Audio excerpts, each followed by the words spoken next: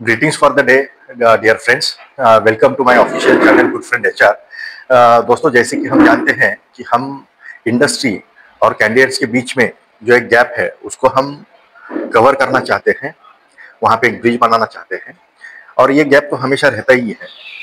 Industries को अच्छे candidates मिलते नहीं है और अच्छे कैंडिडेट्स को अच्छी इंडस्ट्री मिलती नहीं है, या नौकरी नहीं है बोल के एक्सपीरियंस नहीं मिलता है और एक्सपीरियंस नहीं है बोल के नौकरी नहीं मिलता है। ये तो हमेशा होते ही रहता है मैडम।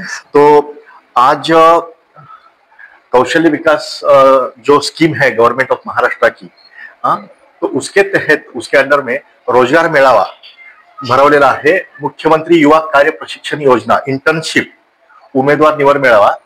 आता आपण आहोत रासायनिक इंडस्ट्रियल इस्टेट मध्ये। प्रियाचं ऑफिस आहे हे पाताळगंगा रिलायन्स पाताळगंगा रासायनिक इंडस्ट्रियल असोसिएशन, आणि आपल्या सोबत आहेत Amita Pawar madam, assistant commissioner सहाय्यक आयुक्त विभाग रायगड। हा, तर मॅडम, आजचा हा जो तुमचा कार्यक्रम आहे त्याचं थोडंसं स्वरूप कसं काय आहे ते थोडं सांगा। हो, नमस्कार, मी सहाय्यक आयुक्त अमिता पवार, जिल्हा कौशल्य विकास रोजगार उद्योजकता मार्गदर्शन केंद्र अलिबाग रायगड। प्रत्येक जिल्ह्यामध्ये रोजगार मेळावे भरवले जातात आणि रोजगार मेळावा म्हणजे काय तर रोजगाराची संधी निर्माण करून देतो आम्ही बेरोजगारांना। आणि हे करत असताना आम्ही रोजगार मेळावा जेव्हा भरवतो तेव्हा उद्योजकांना प्रथम भेटी करतो की त्यांच्या रिक्त पदं काय आहेत ती प्रथम सर्व गोळा करतो आणि त्यांचं एकत्रितरित्या ह्या रोजगार मेळाव्यामध्ये आयोजन करतो आणि HR आणि उमेदवार ह्या दोघांना भेट घडवून आणतो आणि फेस टू फेस त्यांची मुलाखती घेतात, प्राथमिक निवड केली जाते आणि त्यासाठी हा रोजगार मेळावा भरवण्यात आलेला आहे। बरोबर, म्हणजे इंडस्ट्रीला चांगल्या उमेदवारांची जी कमतरता आहे, बरोबर, आणि जो उमेदवार आहे नोकरीसाठी इच्छुक, त्याला बरेचदा प्रत्येक कंपन्यांमध्ये वेगवेगळ्या कंपन्यांमध्ये जा, वेगवेगळ्या ठिकाणी इंटरव्ह्यू फेस करा, बरोबर, त्याला सपोर्ट नसतो कोणाचा। इथे आल्यानंतर त्याला एकतर थोडंसं ग्रॅज्युअली सपोर्ट मिळतो की बाबा गव्हर्नमेंट ऑफ महाराष्ट्र कडून आपल्याला सपोर्ट आहे, बरोबर, सरकारी योजना आहे, बरोबर, आणि स्वतः कमिशनर लेवलचे अधिकारी इथं आहेत आणि सर्व कंपन्यांचे HR समोर आलेले आहेत। अगदी बरोबर। तर आता हा जो तुमचा उपक्रम आहे हा अतिशय स्तुत्य उपक्रम आहे।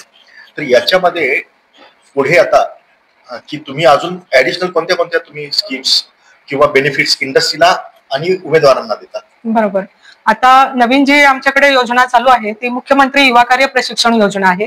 ती पहिल्यांदा 6 महिन्यासाठी होती। बऱ्याच उद्योजकांची मागणी होती की 6 महिने न करता ती 11 महिने जर केली तर आम्हाला त्याचा उपयोग होईल, कारण मुलांना शिकवता शिकवताच तेवढे दिवस जातात तर पुढे त्यांना त्यांचा उपयोग करून घेता येईल।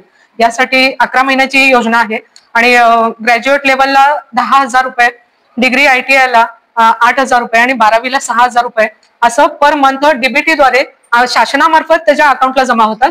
म्हणजे विद्यार्थ्याच्या खात्यामध्ये हा पगार जो आहे, इंटर्नशिपचा पेमेंट सरकार विद्यार्थ्याला देणार। हो हो, बरं, याच्यामध्ये किती पर्सेंट असं काही ठरलेलं आहे का की एका कंपनीने एवढे कमी घ्यायला पाहिजे? बरोबर, असं आहे की मनुष्यबळ त्या कंपनीमध्ये किती आहे त्याच्या 10%, म्हणजे प्रोडक्शन असेल तर 10% आणि सेवा क्षेत्र असेल तर 20% मुलं त्यांना इंटर्नशिपसाठी घेता येतात।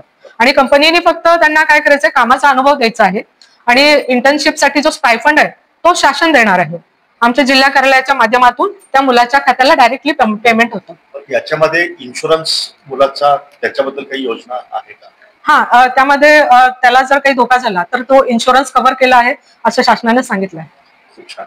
आणि PF ESIC?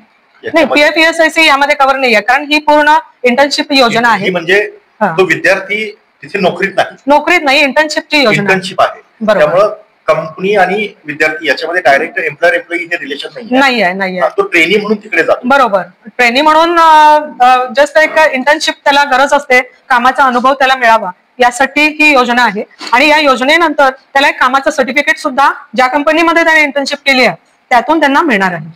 आता या प्रकारचा तुम्ही इथे मेळावा भरवला, हा मेळावा खूप छान होता। जवळजवळ 20 कंपन्या इकडे चांगल्या लेवलच्या आलेल्या आहेत, त्यासोबत 150 ते 200 उमेदवार इकडे, 100 उमेदवार आले।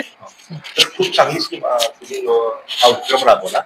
मला एक विचारायचं की आता विद्यार्थ्यांनी इथे त्याचा इंटरव्ह्यू दिला, बरोबर, पण त्याच्यानंतर गव्हर्नमेंटच्या संकेतस्थळावरती जाऊन वेबसाईटवरती जाऊन विद्यार्थ्यांना स्वतःचं नाव रजिस्टर करणं गरजेचं आहे का इकडे फायनल सिलेक्शन झालं असंच होईल? नाही, दोन्ही गरजेचं आहे.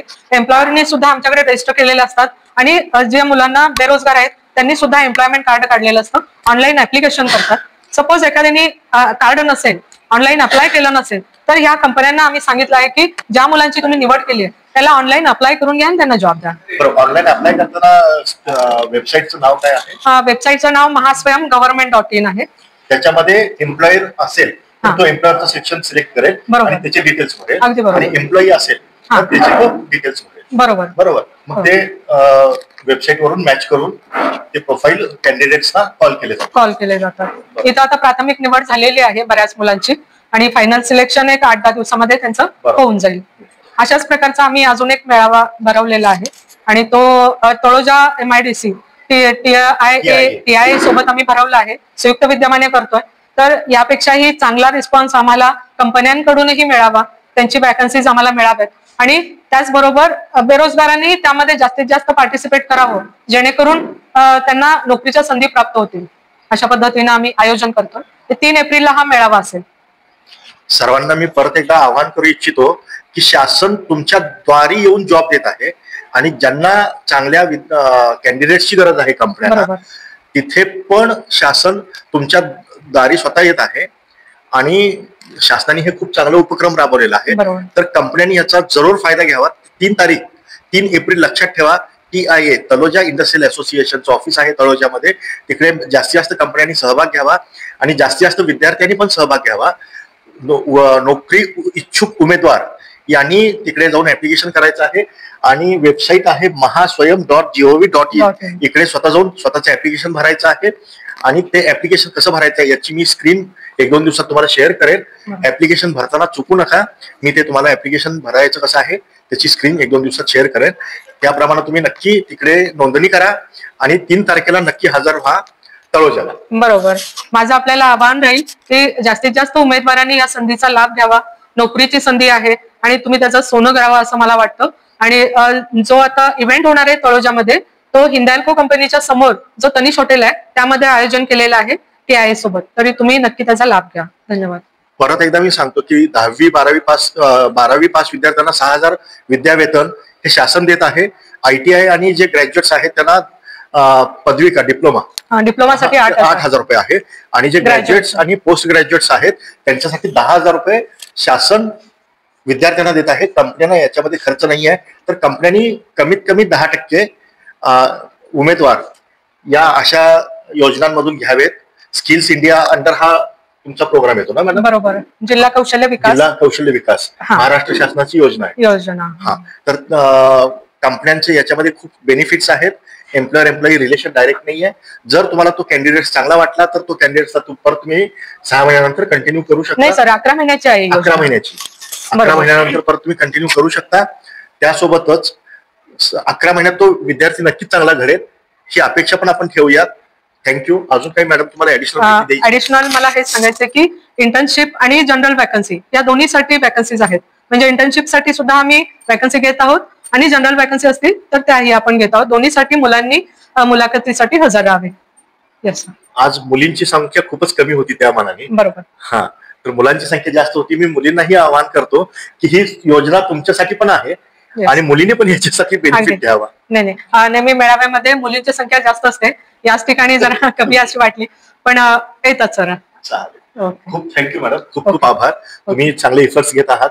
तुमच्या पुढच्या 3 तारखेच्या कार्यक्रमासाठी शुभेच्छा आणि जास्तीत जास्त विद्यार्थी पण येतील आणि कंपन्या पण येतील याची अपेक्षा करतोय.